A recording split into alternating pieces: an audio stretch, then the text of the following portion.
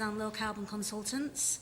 I want to talk to you today a slightly different perspective about BIM for SMEs and also a perspective from a SIBSE engineer's point of view. I seem to get the impression, rightly or wrongly, that a lot of BIM presentations involve architects, main contractors, QSs, but that's good. I mean, I love scale rules, by the way. But anyway. So I wanted to talk to you today about SIBSE. First of all, for anyone who doesn't know who SIBSE are or what they are, is the Chartered Institution of Building Services Engineers. We make buildings work. We design heating, ventilation, air conditioning. We're also actually low carbon consultants and low carbon energy assessors. SMEs, for anyone who doesn't know, is a small or medium enterprise. The EU defines that as less than 250 people. I think the Chamber defines it as less than 100 people in your organisation. Are there any SMEs in here today? A few. Have we got any SIBSE engineers?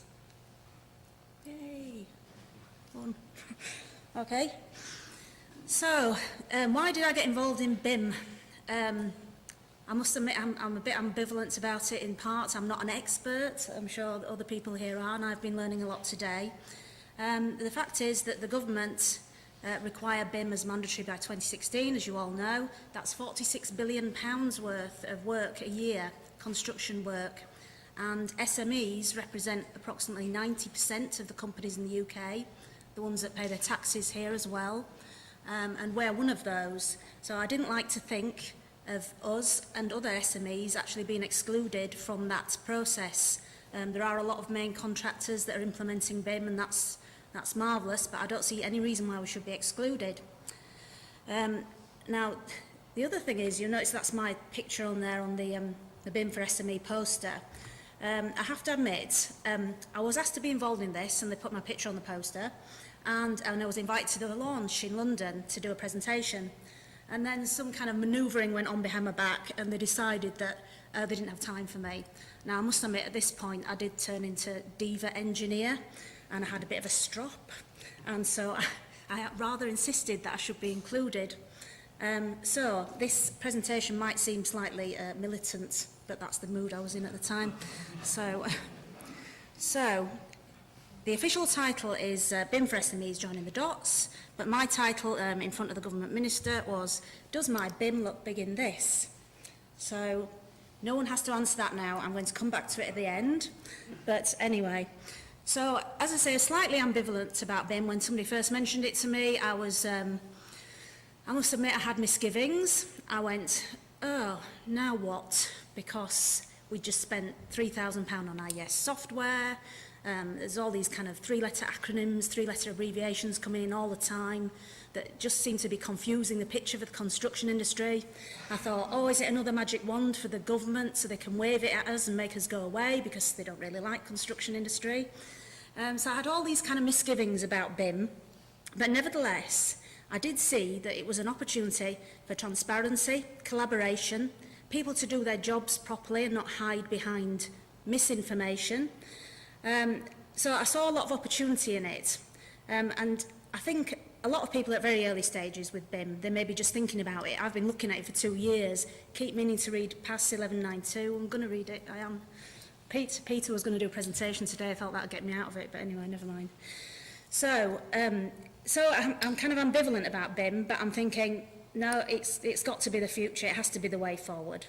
And so while I'm in my kind of shall we, shan't we do BIM and what can I do for my presentation, then the analogy that occurred to me was the electric Kool-Aid acid test, which is a book, quite an old book, and I read it quite a long time ago, but it stayed with me.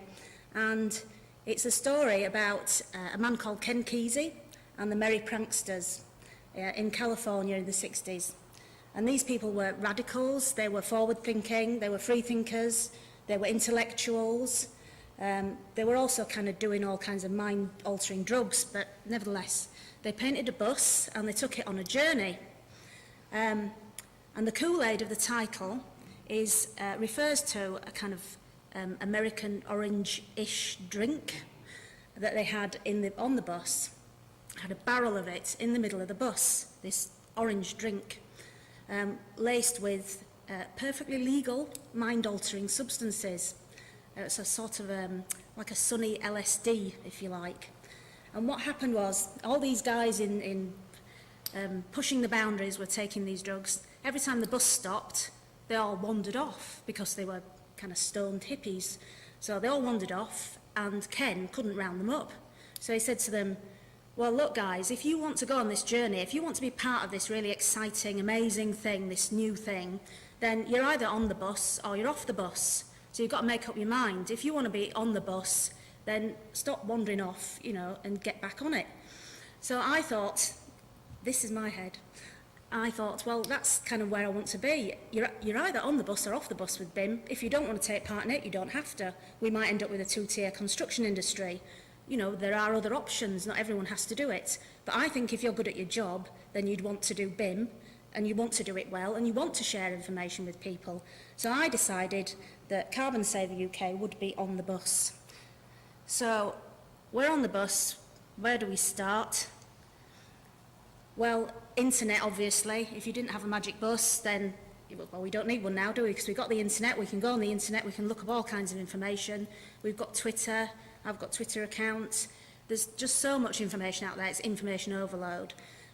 So I obviously went on the internet and I came up with this, this matrix here of BIM terminology, which actually also, the astute among you who go to a lot of meetings will notice that it also doubles up as a BIM bullshit bingo card. So if you want a copy, I can arrange that for you. So, I mean, there's some great information on the internet. You've already been pointed to some of that. So the next thing, I think, really, it's about process.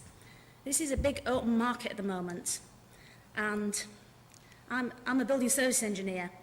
I speak to people all the time. We deal with big contractors, small contractors, all kinds of people. I deal with plumbers who were saying to me, oh, I can be a designer. And I think, well, wouldn't you just want to stick at what you do really well? Why do you want to do my job? I don't want to do your job.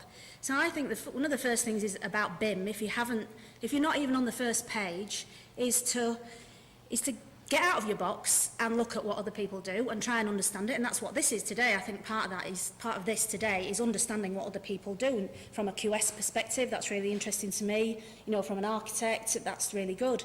But then actually, what I want to say to people is, get back in your box and do what you do and do it really well and understand where you fit in the process.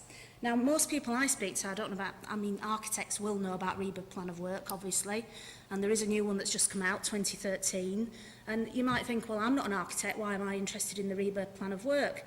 Well, it's actually a really fantastic document that just gives you the whole process of construction, right through to FM, all the way through to, you know, soft landings, all the way through the design process. And I think you really need to look at that, or BISRIA BG6 is the building services for the one person other than me that's here, that, you know, you need to look at that and understand where you fit in that process. Because if you're an SME, you're not going to do the whole thing. Even if you're a massive company, Lang O'Rourke, don't do the whole thing. Carillion, come to me for advice because they haven't got anyone that can do what I do. So why not cut out the middleman? If you're an SME, let's do it ourselves and just join up the dots, basically. So if you can look at the REBA Plan of Work and see where you fit in and where you know the people who might be able to fit in with that process and know where you're going to contribute the most value and do your job really well, then that's the bit of BIM that you should be looking at, in my opinion. So where do I fit in? And what next? So at great expense, I've added this slide from the London presentation. I was going to apologise for the crappiness of the graphics, but it kind of reflects the crappiness at the time, really. Multicoloured Swap Shop was a program, a Saturday morning program on quite a number of years ago. I don't know if there's plenty old enough to remember it, so don't pretend you're not. And it's about, maybe not swap shop, but sharing information or swapping information or even, you know, swapping software. All the SMEs I speak to, and my MSMEs, I have this whole network of SMEs that I deal with and tweet and talk to all the time. And every one of them goes, oh, we can't afford to buy Revit. And I go, you don't have to buy Revit. Well, we've got IESVE software, we've got Bentley Heaver Comp, we've got AutoCAD, CAD Duct, sorry, I don't do CAD. but my CAD person does.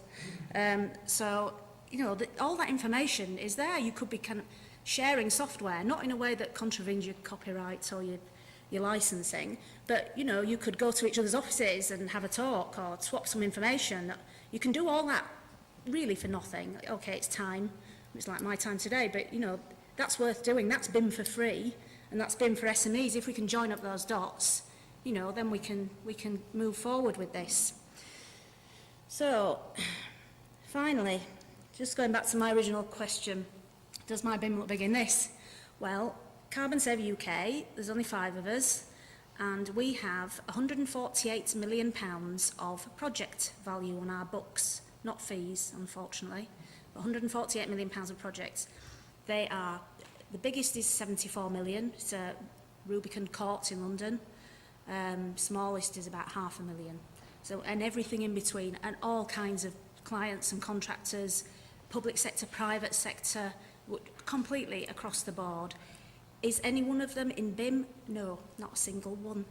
Is any one of them even in 3D CAD? No, not a single one. Now, I think that's a building services specific issue that I won't probably go into now, but if anyone wants to ask me afterwards, they can. And so BIM isn't a magic wand, but I think it is the future. And I think with social media, we can move it forward. At one time, it wouldn't have been possible to share the information. It is open source, it's open data, information is out there. People really are willing to share on this and to change things. And that's what I'd like to see. I'd like to see a change in the construction industry because I think it needs it. So I would ask you, if you are an SME or if you know an SME, so we've got a LinkedIn group that's quite a small group, BIM for SMEs. There's the Twitter feed as well. So if anyone wants to join that, that'd be lovely. And if anyone has got any questions, no expert BIM stuff, ask these guys for that. But if you've got any questions you want to ask me, and if you don't want to ask it now, just come up to me afterwards and I'll speak to you then. Thank you very much.